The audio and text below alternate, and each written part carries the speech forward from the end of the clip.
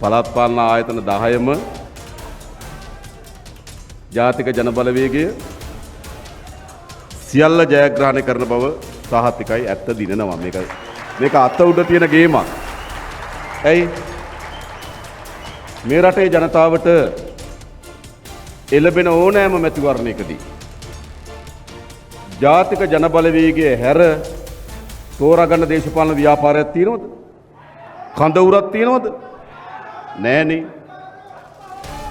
එනිසා මේ රටේ අනාගතයත් මේ රටේ ජනතාවගේ අනාගතය වෙනුවෙනුත් ඒ බාර ගැනීම සඳහා අද අපේ රටේ ගොඩනැගී තිබෙන එකම දේශපාලන ව්‍යාපාරය ජාතික ජනබලවේගය විතරයි.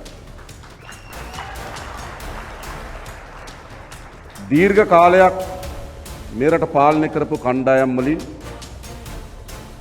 මේ රටේ ජනතාව දීර්ඝ කාලයක් උත්සාහ දැරුවා ඔවුන්ගෙන් බලය වෙනස් කරගන්න විවිධ ආකාරයෙන්. නමුත් ඒගොල්ලෝ විවිධ අවලාද අසත්‍ය තොරතුරු මැර කණ්ඩායම් ඡන්ද කල් දැමීම් මේ ආදී බොහෝ දේවල් ඒගොල්ලෝ කරමින් මොකද්ද සිද්ධ වුනේ? ඒගොල්ලෝ අතේ බලය තියාගන්න සමත් වුණා දිගු කාලයක්. ඒකේ අවසන් ප්‍රතිඵලය බවට පත් වුණේ මොකද්ද? ඒගොල්ලෝ දිගු කාලයක් ඒගොල්ලෝගේ අතේ බලය තියාගත්තා. හැබැයි අවසන් ප්‍රතිඵලය බවට පත් වුණේ මොකද්ද? රට බංකොලොත් භාවයේ පතුලටම තල්ලුණා. තල්ලුනේ නැද්ද? තල්ලුණා. හරිද? ගෑස් ටික ගේන්න බැරි රටක් බවට පත් වුණා. ඩොලර් නැතුව. තෙල් ටික ගේන්න බැරි රටක් බවට පත් වුණා. ඩොලර් නැතුව. කිරි පිටි ටික ගේන්න බැරි රටක් බවට පත් වුණා. ඩොලර් නැතුව. ගත්තු ණය ගෙවා ගන්න බැරි බංකොලොත් රටක් බවට පත් කරා. ඩොලර් නැතුව. ඒ කියන්නේ මොකද්ද? දිගු කාලයක් ඒගොල්ලෝගේ අතේ බලය තියාගෙන අපේ රටටත් අපේ රටේ ජනතාවටත් සිදුවිය හැකි සියලුම පන්නේ විනාශයන්ට මේ රට පත් කරා. එහෙමනේ. ඊට ප්‍රතිපක්ෂව මොකද්ද සිද්ධ වුනේ? ඊට ප්‍රතිපක්ෂව සිද්ධ වුණු දේ තමයි ඒගොල්ලෝ හැදුනා, ඒගොල්ලෝ වැඩුණා, ඒගොල්ලෝ පෝෂණය වුණා. එහෙමුනේ නැද්ද? දැන් ওই පාර්ලිමේන්තුවේ නෝනද ලැයිස්තු ගොඩක් එනව නේද? එක එක සතියට නේද? ලැයිස්තු දෙකක් තුනක් එනවා. මොකද්ද? ගෙවල් ගිනි තිබ්බා කියලා ගත්තු මුදල්. රට ගියා කියලා ගත්තු මුදල්. ගෙවල් ගත්තු හැටි. බාර් ලයිසන් ගත්තු හැටි. පෙට්‍රල් සෙට් මේ මොනරාගල තමයි පෙට්‍රල් සෙට්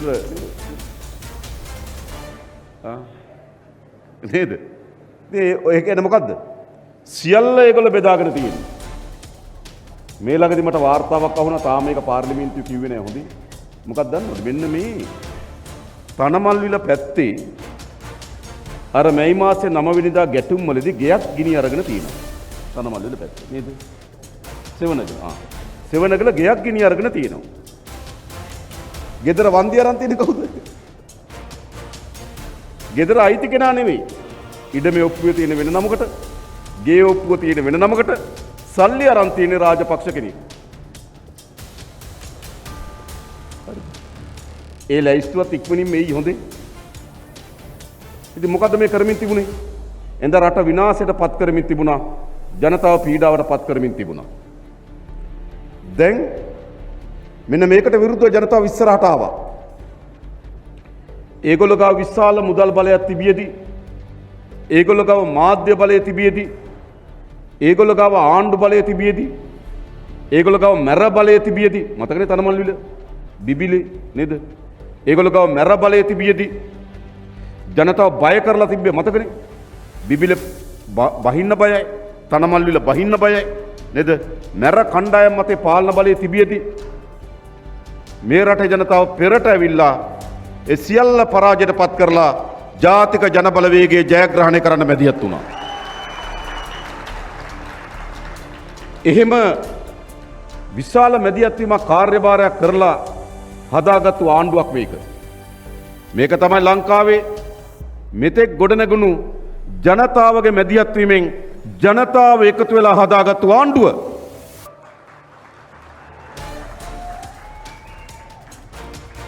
මේක වට්ටන්න පුළුවන්ද? මේක වට්ටන්නත් බෑ. වට්ටන්න කෙනෙක් ඇත්තෙත් නෑ.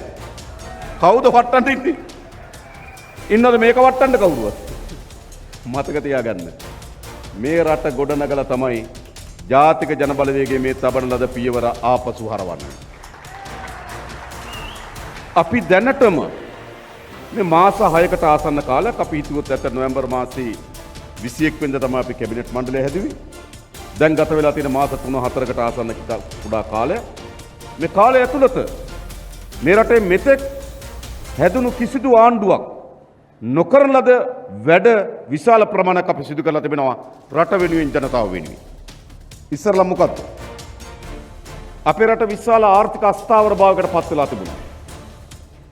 රටක ආර්ථික අස්ථාවරයි නම් රටක ආර්ථිකය පිළිබඳ විශ්වාසයක් නැත්නම් ආර්ථිකයට අද මොකක් වෙයිද හෙට මොකක් වෙයිද කියලා සැකේකන්නම් තිබුණේ.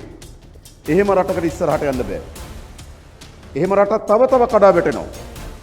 ඒ නිසා අපේ පළමු අභියෝගය උනේ මොකද්ද? මේ රටේ ආර්ථික ස්ථාවරභාවය හදන්න උනා. කොහොමද ස්ථාවරභාවය අපිට පේන්නේ? ඉස්සර නිදියනකොට ඩොලරේ යගේ එක අගයක් නැගිටිනකොට තව අගයක් උනේ නැද්ද? ගෙන ආර්ථිකයක් ස්ථාවර වුණාම ඩොලරේ ස්ථාවරව පවතින්නේ නැහැ. නිදියනකොට එක අගයක් නැගිටිනකොට තව අගයක්. මේ ඩොලරේ අගේ රුපියල් 400ට කිට්ටු වෙන්න ගියා. හැබැයි දැන් බලය අරන් අපි මාස 6යි. මේ කාලය ඇතුළත රුපියල් 300 වටේ ඩොලරේ ස්ථාවර කරලා තිබෙනවා. ඒ කියන්නේ මොකද්ද? ආර්ථික ස්ථාවරයි. එතනම ආර්ථික ස්ථාවර සංඥාව. ඔයගලන්ට මතකද කාලයක් බැංකු පොලි අනුපාතිකය කොච්චර ඉහළ ගියාද? ආර්ථිකයක් අස්ථාවර වුණාම බැංකු පොලි අනුපාතිකය ඉහළ යනවා. කීයට ගියාද? 30ට 33ට 35ට මතකද? අපි මොකක් හරි උගස් තියන්න ගියොත් බැංකු පොලිය කීයද? 35ට ගියා. ඇයි? රටක් අස්ථාවර වුණාම මූල්‍ය පද්ධතිය කෙරෙහි විශ්වාසය බිඳ වැටෙනවා. පොලි අනුපාතිකයන් ඉහළ යනවා. දැන් මොකද වෙලා තියෙන්නේ? දැන් අපි දිගු කාලයක් 10ට යටින් තනි ඉලක්කමේ පොලි අනුපාතිකය තියාගෙන යනවා. ඒ කියන්නේ මොකද්ද? රටේ ආර්ථිකය ස්ථාවර භාවයට ඇති වෙලා තියෙනවා. වැදගත්. එමේ ආර්ථිකයක් හැදින්න. ඊළඟ ආර්ථිකයක් කඩා වැටුනහම මොකද වෙන්නේ? අපේ රටේ එතෙක් විදේශ ණය ආධාර මත ක්‍රියාත්මක වෙමින් තිබුණු ව්‍යාපෘති ඔක්කොම නතර වුණා. එයි ඒගොල්ලෝ අපිට ණය දෙනවා ගුවන් තොටුපළ හදන්න. අපිට ණය ගෙවා ගන්න විදියක් නැහැ. එතන මොකද උනේ? වාගෙට ණය දීලා දාලා ගියා. ඉතුරු ටික දුන්නේ නැහැ. හයිවේ එක හදන්න ණය දුන්නා. අපි කිව්වා අපිට ණය ගෙවන්න විදියක් නැහැ කියලා. ණය දීපු කෙනා මොකද කරේ? වාගෙට දාලා ගියා. මෙහෙම ජපානයේ ආණ්ඩුවේ විතරක් ව්‍යාපෘති 11ක් නතර වුණා. ගුවන් තොටුපළ ඇතුළු විශාල ව්‍යාපෘති 11ක් නතර වුණා. ඇයි? ආර්ථිකය කඩා වැටුණා. දැන් අන්න යලි අපි ආර්ථික ස්ථාවරභාවය ඇති කරලා තිබෙනවා. කටුනායක ගුවන් තොටුපළ ඇතුළු ඒ ව්‍යාපෘති 11ම නැවත ජපාන් රජය ආරම්භ කරන්න තීරණය කරලා තිබෙනවා. ආර්ථික ස්ථාවරභාවය